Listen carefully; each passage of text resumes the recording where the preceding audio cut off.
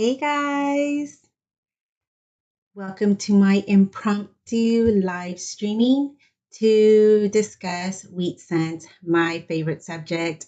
We're going to be looking at some unsearched wheat scents that I got at a coin show a few years ago. I actually bought several of these bags, and I like keeping them around, and I think it's a lot of fun to just, randomly pick one up and decide to go through it and see what kind of treasures are hidden inside. And believe it or not, it's not a lot of wheat scents in here. And it's okay because of the price that I paid for these baggies. If I'm not mistaken and remember correctly, I think I paid about $3 to $5 per bag, and maybe even less. Maybe I got like 2 for $5 or something like that. So that's why I ended up with so many of them. But ooh, look at that, Canada right there. Ooh, this is gonna be a fun hunt. Hope you guys can join me for this water cooler talk, as me and my coworkers used to say, the old watering hole chit chat.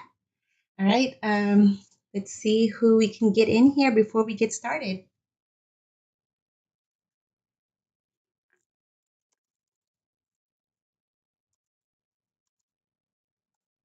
I know I'm so bad at scheduling these live streams, and I'm so random about it that I'm pretty cool with not getting so many people in here. But if I do, we'll see if about maybe doing a giveaway or something, if I can get me some 10 likes. All right, guys, let's get started. Just because I don't want this stream to go super long. I know a lot of us have a timed lunch break, but let's just get right into it. All right, we're going to start here with the first wheat scent that pops out of this bag.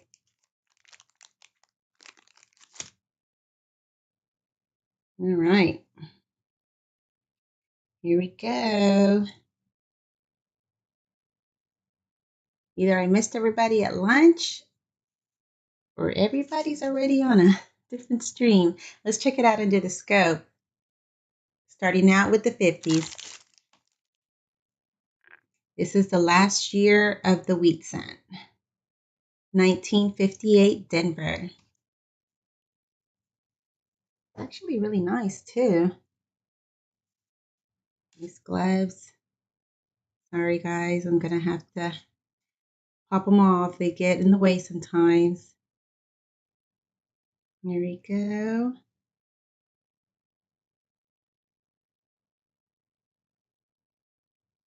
All right, let's take a look at that reverse. All right, 1958 on the board. Next.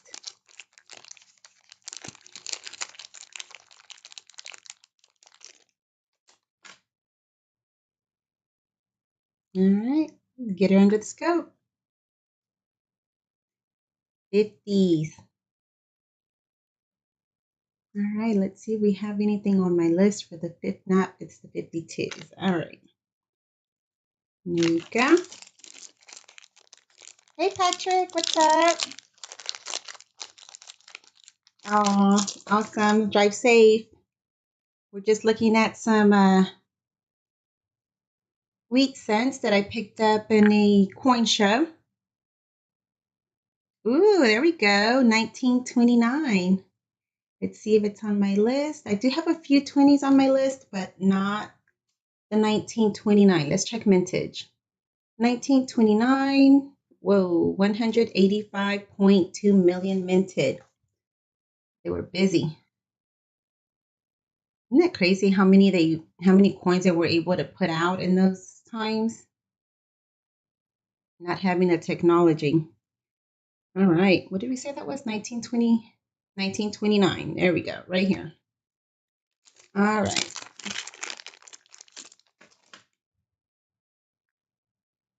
Here's the next one.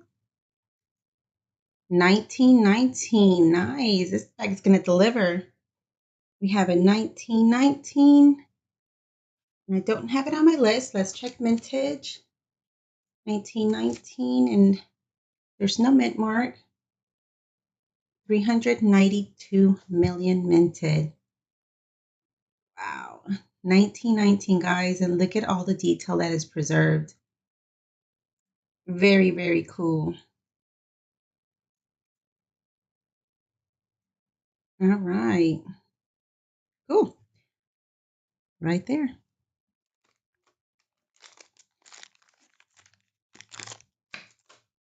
All right, let's see what's next. This little bag's delivering. There's a Canada in there too, so I'm curious to see what dates on that one. 1945. I appreciate that this bag hasn't delivered just 50s. It makes for a much better video, that's for sure. All right, what do we have for 1945? Not on the list. And it's definitely a high minted coin. Let's check the stocks. Hey, nice. Right on the board. All right.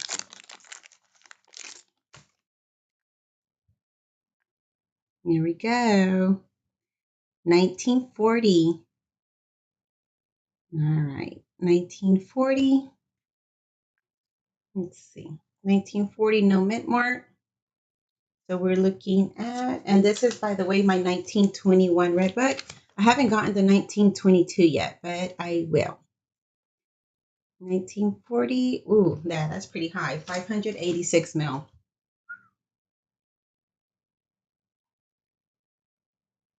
Very cool. Right there.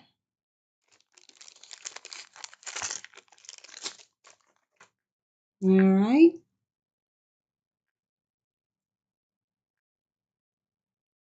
1956.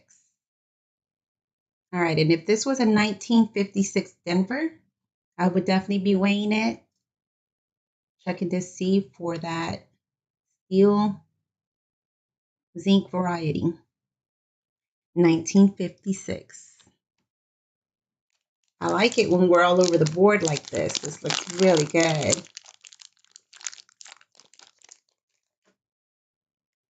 All right, let's see what we got next. Oh, nice. I love San Francisco. 1952 San Francisco. And see, let's check the mint on this one. Ooh, look at that nasty gash there above Liberty. All right, 1952 San Francisco Mintage will be 137.8 million. Snap, that is high. It's a cool one. I love it. I'm going to put it right here underneath. Distinguish it from my other 1952s. I love my San Franciscos. I definitely keep them all. All right, here's the next one. Another 1952, but it's not our Denver. That's the one with the variety. But she makes it on the board. There we go.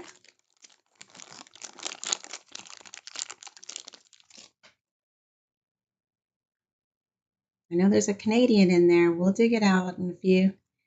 1940. All right, this is our second 1940 from the baggie.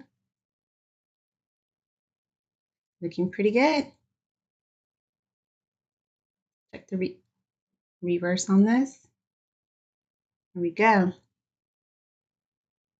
All right. Second one on the board.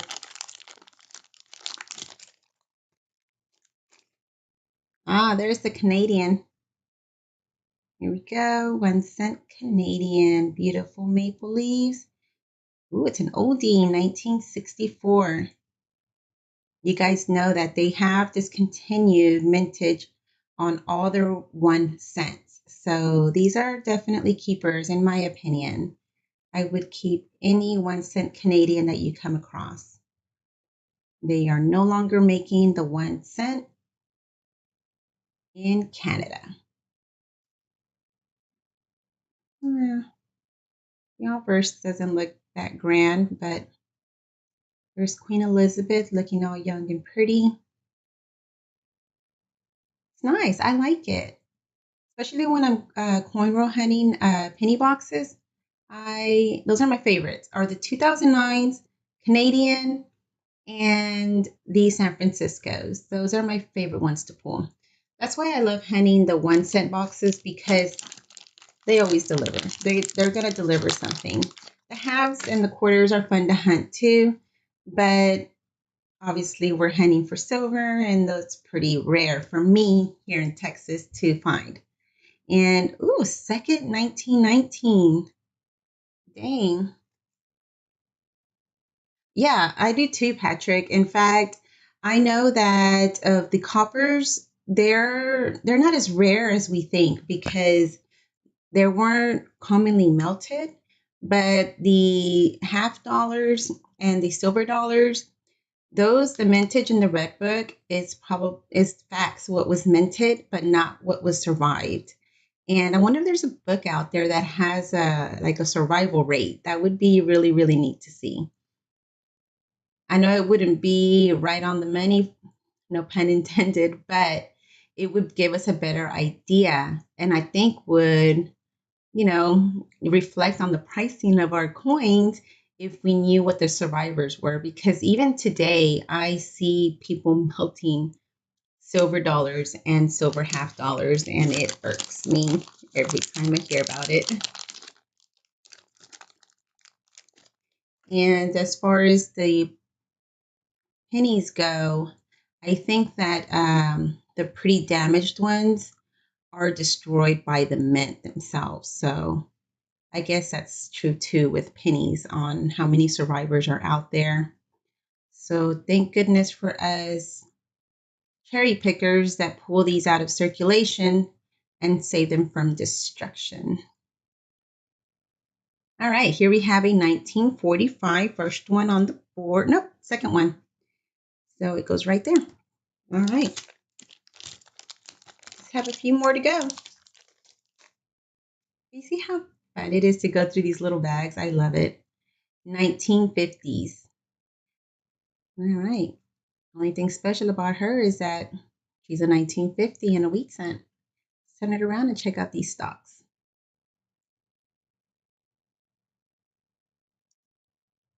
Okay. Second one on the board. Come on, little baggie. What does he have for us? Here we go. 1958 Denver. Let's see if that Denver has anything noted, and it does not. Yeah, it's the second one of the bag. And actually, it's the third. Yeah, it's the second one of the bag. And this is the last year of the wheat cent. Can you imagine finding like a 1959 wheat cent? That would be a unicorn. I don't think they exist. All right, let's pull the next one.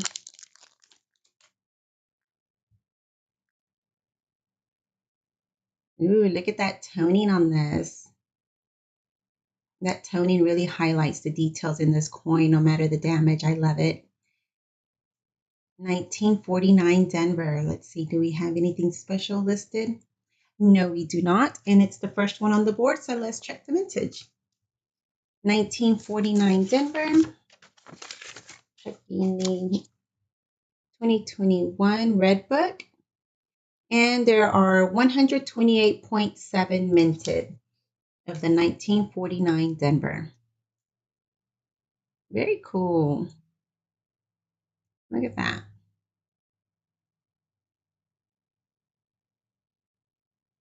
Again, that toning, it just really makes these details pop, especially here on the wheat stalks. Nice. We'll go right here. Third one on the board. All right, guys, let's see what else we have. Another San Francisco. What a treat. 1949 San Francisco. Look at that mint mark. See if we have any depth on that mint. Yep. Look at that. That is so pretty. I love it. Beautiful text preserved. Here we go. Very nice. 1949 San Francisco. Let's check the mintage. 1949 San Francisco. All right, this is a little bit lower, 64.2 million minted. But again, like Patrick said, how many of these guys are still of existing, so we don't know. But there's one here in our collection, so let's put it right there.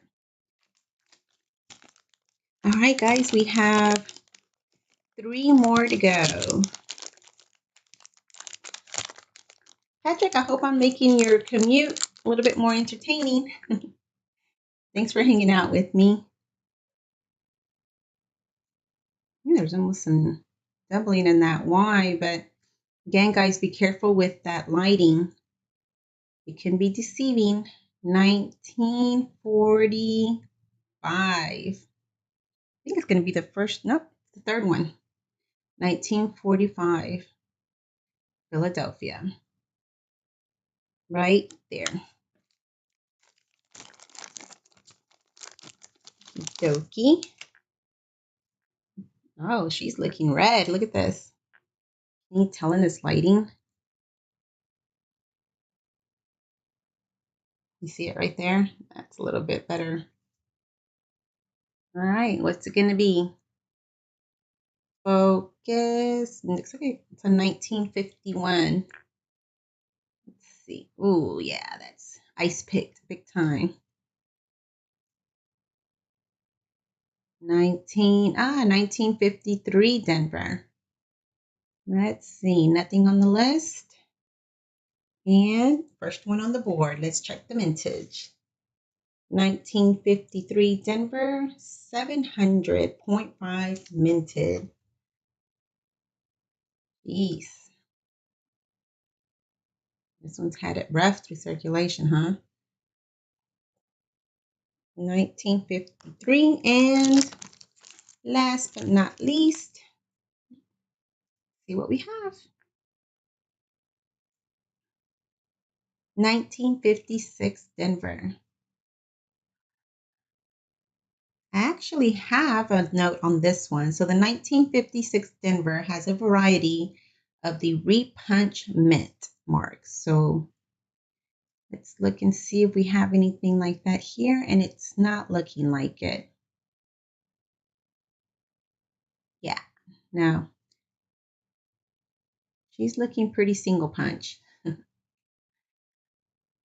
All right, let's check out the reverse. Beautiful details. 1956 Denver. All right. Hey, Nicholas. Thank you for joining us. All right, Patrick, thank you for hanging out with me. And in fact, because you were the first one on my live stream, you can see my email here down below, from my pocket to yours at gmail.com. Shoot me an email. I'd like to send you a little thank you gift for joining me on my live stream today. And also, thank you, Nicholas, for joining me. Alistair, hey, man, what's up? The end of the live stream. I don't like to make these too long. Today we just hunted this little baggie of wheat scent here at the watering hole, and it was a lot of fun. We actually ended up being all over the board here, so that made for a fun stream. Again, Patrick, email me to the email down below. I'd really like to send you a thank you. All right, guys, please stay tuned because I'm going to be filming this afternoon in 1882 O over S Morgan silver dollar. So that's going to be interesting and fun to look at her under the scope and to check pricing. And I'll also be submitting this to PCGS. So that's going to be an exciting video. I hope to see you guys in the comments. Remember, every time you guys comment, I always like, and I try to respond to all my comments, and I definitely give you the watch time in return to show some love. All right, guys, thanks for hanging out, and I will see you guys on the next one.